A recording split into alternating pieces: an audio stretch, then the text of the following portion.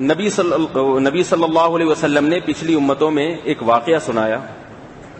کان ممن کان قبلکم رجل قتل 99 نفسا بلکہ 99 نفسا. آپ صلی اللہ علیہ وسلم نے فرمایا پچھلی امتوں میں ایک شخص نے 99 قتل کیے. تو توبہ کا خیال آیا. مشہور حدیث ہے, راہب کے پاس گیا, بھائی میں نے 99 قتل کیے ہیں, کیا میری توبہ قبول ہو جائے گی؟ وہ راہب بزرگ تو تھے لیکن علم نہیں تھا. انہوں نے کہا وہ 1-2 ہوتے تو چلو تھی, 99 کی توبہ کہاں سے قبول ہوگی؟ تو اس نے کہا جب توبہ قبول ہی نہیں ہونی, جانا جہنم میں ہی ہے, تو سینچری پوری کر لو. اور راہب کو بھی جان سے مار دیا اس نے. پھر اس کو خیال آیا نہیں بھائی شاید توبہ قبول ہو جائے, اللہ میری مغفرت کر دے. لوگوں سے پوچھا, لوگوں نے کسی عالم کا پتہ بتایا. فدل علی رجل عالم فاتاہ فقال انہ قتل 100 نفس هل له من توبہ, میں نے 100 قتل کیا, کیا توبہ قبول ہو جائے گی؟ ان عالم نے کہا, حوصلہ افزائی کی, فرمایا کیوں نہیں ہوگی. لیکن ان عالم نے کیا ان کو بتایا, انطلق الى ارض کذا وکذا فان بها اناسا یعبدون اللہ فاعبد اللہ معهم.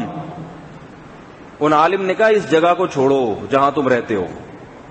ان عالم کو پتا تھا یہ توبہ کر کے یہاں قائم نہیں رہ سکتا توبہ پر, چاروں طرف اس کے پان گٹکے والے لوگ ہیں, ٹارگٹ کلر ہیں, ساری انہی میں دوبارہ بیٹھے گا.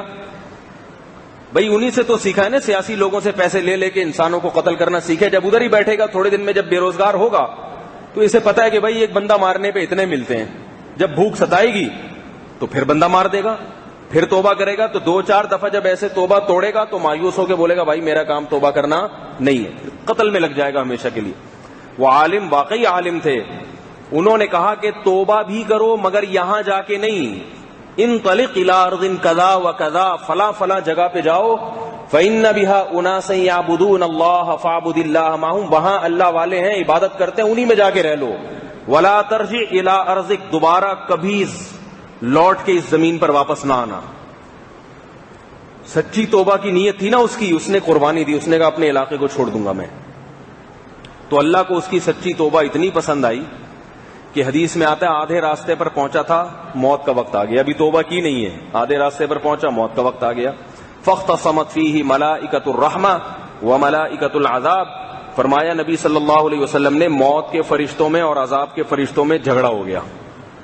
قالت ملائکۃ الرحمہ جاء تائبا مقبلا الی اللہ عز وجل, جو رحمت کے فرشتے تھے انہوں نے کہا بھائی یہ تو توبہ کے ارادے سے نکلا ہے. جو عذاب کے فرشتے تھے انہوں نے کہا انہ لم یعمل خیرا قط, اس کے نامہ اعمال میں ایک نیکی بھی نہیں ہے, قتل سے بھرا ہوا ہے اس کا اعمال نامہ, ایک نیکی بھی نہیں ہے, کبھی اس نے اللہ کا نام نہیں لیا. تو ایسا آدمی جنت میں کیسے چلا جائے؟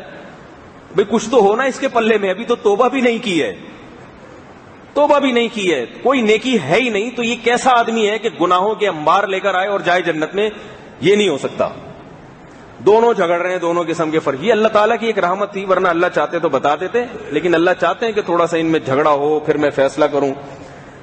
تو حدیث میں آتا ہے کہ ایک فرشتے کو اللہ نے بھیجا, کہا کہ جاؤ دونوں کے درمیان فیصلہ کرو, دلائل دونوں کے سنو. دونوں کے دلائل سنے تو جو قاضی اور جج بن کے فرشتہ آیا اس نے کہا دلائل تو دونوں کے معقول ہیں بھائی, ایک نیکی بھی نہیں ہے تو جنت میں کیسے جائے گا؟ لیکن بہرحال جا تو نیکی کے ارادے سے رہا ہے, توبہ کے ارادے سے رہا ہے, اگرچہ توبہ کی نہیں ہے.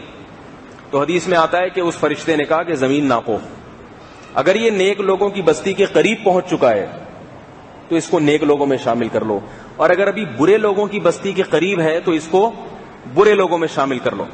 نبی صلی اللہ علیہ وسلم نے فرمایا حقیقت میں وہ برے لوگوں کے قریب تھا, لیکن اللہ نے زمین کو حکم دیا کہ تو جو ہے نا کھل کے لمبی ہو جا, اور نیک لوگوں کی طرف جو زمین تھی اس کو کہا کہ تو سمٹ کے چھوٹی ہو جا.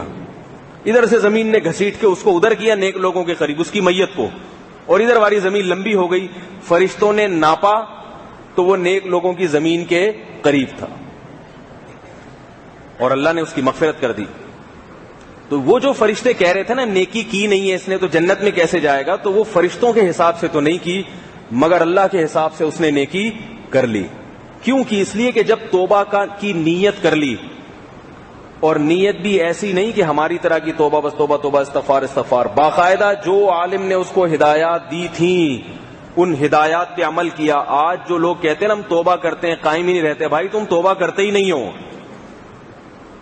انٹرنیٹ پر بےہودہ فلمیں دیکھنے کی عادت ہے, توبہ کی کر لی, لیکن وہی انٹرنیٹ ادھر ہی رکھا ہوا ہے, وہی ساری چیزیں ادھر ہی رکھی ہوئی ہیں, پورا ماحول ویسے کا ویسا ہی ہے. پھر دوبارہ شیطان آپ کو اکسائے گا اس گناہ پر. آپ نے اگر توبہ کی ہے تو وہاں سے کمپیوٹر نکال کیوں نہیں دیتے, یا ایسی جگہ پہ لا کے کیوں نہیں رکھتے جہاں تنہائی نہ ہو. توبہ کی نیت ہی نہیں ہوتی. توبہ کر لی ہیروئن سے, چرس سے, بیٹھتا پھر بھی چرسیوں میں ہی ہے, جا کے ہیروئنچیوں میں, سلام دعا انہی سے ہے. پھر پڑیا تو دیکھ کے تو پھر تو رال تو ٹپکے گی نا بھائی, جب پڑیا نظر آئے گی کسی کی جیب سے تو تھوڑے دن تو توبہ پر قائم رہے گا, اس کے بعد کہے گا وہ مولوی صاحب کی باتوں میں وہ مزہ تھوڑی ہے جو پڑیا میں تھا.